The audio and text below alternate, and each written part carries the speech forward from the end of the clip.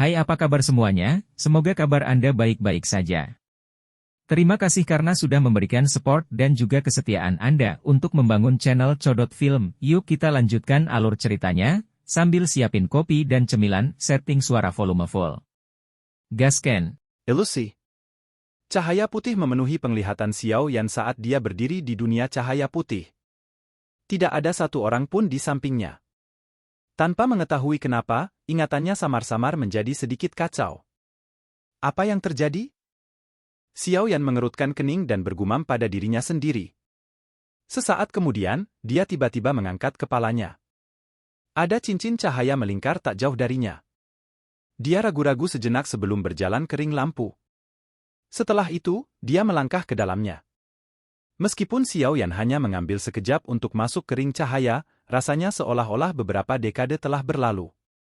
Saat dia merasa tersesat, tubuhnya tiba-tiba bergetar.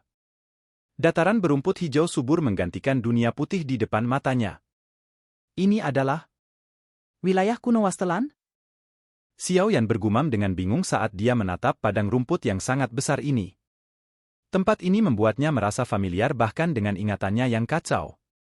Tubuh Xiao Yan berdiri di udara. Matanya melihat sekeliling dan memperhatikan bahwa dataran itu kosong. Seluruh area dipenuhi dengan aura kesepian. Sepertinya dia satu-satunya yang ada. Mengaum. Namun, raungan yang mengguncang bumi bergema di sekitar Xiao Yan saat matanya menjelajahi tanah. Gelombang binatang berwarna darah berlari kencang di cakrawala seperti garis merah-merah. Dalam beberapa kedipan, itu muncul dalam jarak ribuan kaki darinya. Bau busuk menyengatnya. Xiao Yan mengerutkan alisnya saat dia melirik binatang buas yang datang dari segala arah. Dia mengangkat tangannya dan energi menakutkan yang tak terlukiskan menciptakan fluktuasi yang merusak. Mengikuti fluktuasi ini, semua binatang buas yang memasuki radius 1000 kaki dari fluktuasi berubah menjadi debu pada saat ini, terlepas dari seberapa kuat mereka. Xiao Yan sedikit linglung saat dia menyaksikan lebih dari setengah pasang binatang menghilang. Dia segera melihat tangannya dengan heran. Kekuatan seperti itu begitu besar sehingga tidak bisa dijelaskan. Seolah-olah dunia ini bisa runtuh di bawah kemauannya jika dia menginginkannya. Ini adalah kekuatan seorang Dou Sheng? Xiao Yan bergumam pada dirinya sendiri. Sukacita liar melonjak di matanya. Dia telah mengejar kekuatan seperti itu selama bertahun-tahun. Apakah akhirnya dia memilikinya? Mengaum. Sementara Xiao Yan tenggelam dalam kekuatan yang bisa menghancurkan dunia dengan mengangkat tangannya, raungan lain yang diisi dengan kekerasan terdengar. Binatang buas yang tak terhitung jumlahnya menatapnya dengan mata merah lebar saat mereka menyerangnya. Hi!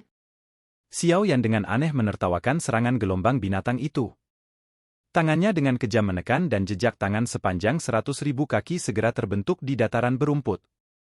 Riak menakutkan menyebar di tanah menuju sekelilingnya dalam bentuk melingkar. Tidak ada dalam gelombang binatang buas yang bisa mengeluarkan teriakan yang menyedihkan. Saat mereka menyentuh fluktuasi ini, mereka berubah menjadi debu. Sejumlah binatang buas yang tak terbayangkan di dataran berumput di bawah ini benar-benar dimusnahkan saat telapak tangan jatuh. Kekuatan semacam ini menyebabkan seseorang merasakan ketakutan yang berasal dari dalam hatinya. Emosi yang tidak biasa muncul dari dalam hati Xiao Yan saat dia melihat jejak tangan sepanjang 100.000 kaki muncul di tanah. Itu menyebabkan dia tanpa sadar menertawakan langit. Tawanya seperti guntur yang bergemuruh di seluruh negeri. Dia akhirnya mendapatkan kekuatan seperti itu. Hall of Souls, Klan Hun, aku berniat untuk menghancurkan kalian semua. Keinginan membunuh yang kuat tiba-tiba muncul di hati Xiao Yan saat tawa nyaringnya bergema. Langit di belakangnya tiba-tiba menjadi terdistorsi dan sekelompok sosok manusia dimuntahkan dengan cara yang menyedihkan. Heniu? Xiao Yan sedikit terkejut saat dia melihat kelompok yang baru saja muncul di langit. Dia meludahkan nama seorang pria dalam pikirannya. Cahaya merah melintas di matanya saat tangannya dengan kejam meraih kelompok itu. Cepat lari! Ekspresi Hun Yu berubah saat melihat Xiao Yan. Dia buru-buru berbalik dan melarikan diri, tetapi tubuhnya baru saja berbalik ketika dia menemukan bahwa ruang di sekitar mereka telah sepenuhnya tertutup. Sebelum Douki di dalam tubuhnya bisa melonjak, ruang itu sendiri sepertinya telah runtuh. Sebuah ledakan terdengar saat ruang di sekitar mereka berubah menjadi lubang hitam, dengan paksa menggiling kelompok Hunyu menjadi daging berdarah. Kekuatan ini cukup bagiku untuk membalas dendam. Xiao Yan secara acak membuang daging berdarah itu ke samping. Senyuman dingin muncul di wajahnya. Dia berbalik, melangkah melalui ruang kosong, dan bergegas keluar dari wilayah tanah air kuno. Setiap binatang buas yang muncul dalam jarak 10.000 kaki darinya dengan cepat ditekan menjadi bola daging yang berdarah dan buram oleh tekanan yang menyebar ke seluruh langit. Sinar cahaya melintas di langit biru. Banyak ledakan rendah dan dalam terdengar dimanapun cahaya ini lewat. Darah mengalir seperti sungai. Kecepatan sinar cahaya ini sangat cepat. Dalam waktu kurang dari 10 menit, itu telah melintasi wilayah tanah air kuno yang luas dan muncul di perbatasannya.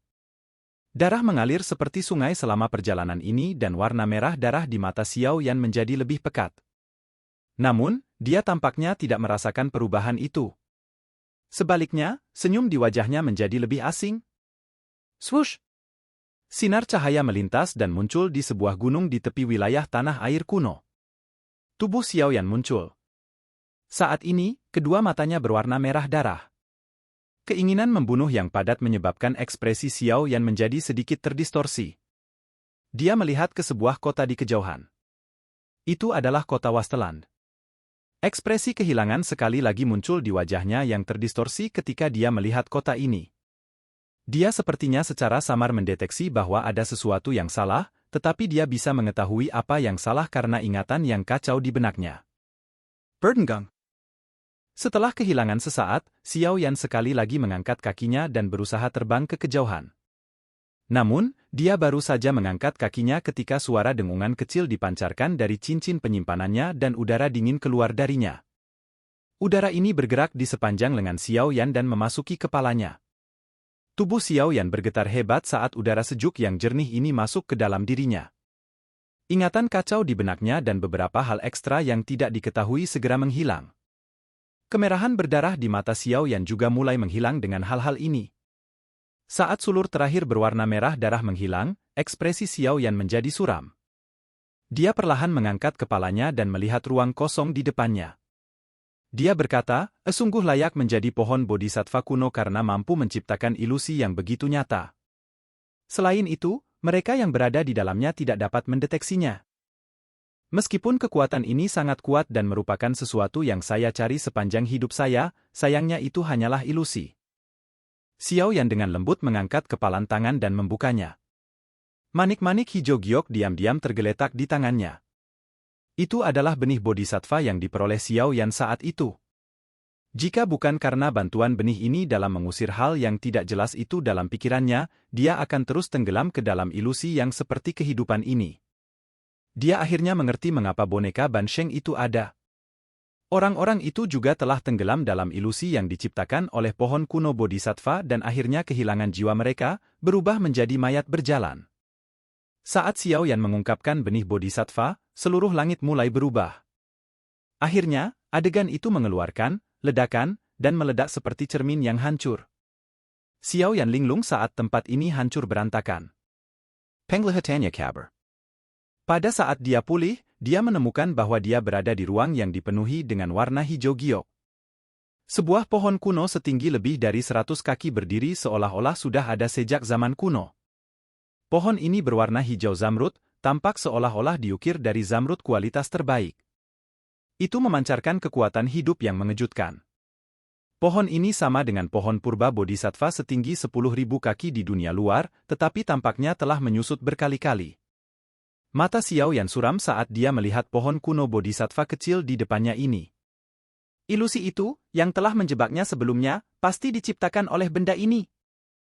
Pohon kuno bodhisattva berwarna hijau zamrud tiba-tiba bergetar saat Xiao Yan mengamatinya. Banyak kelompok cahaya terbang keluar dan berhenti di depan Xiao Yan. Kelompok cahaya ini berubah dan berbagai pemandangan dipancarkan darinya. Mata Xiao Yan menyapu mereka dan ekspresinya dengan cepat berubah.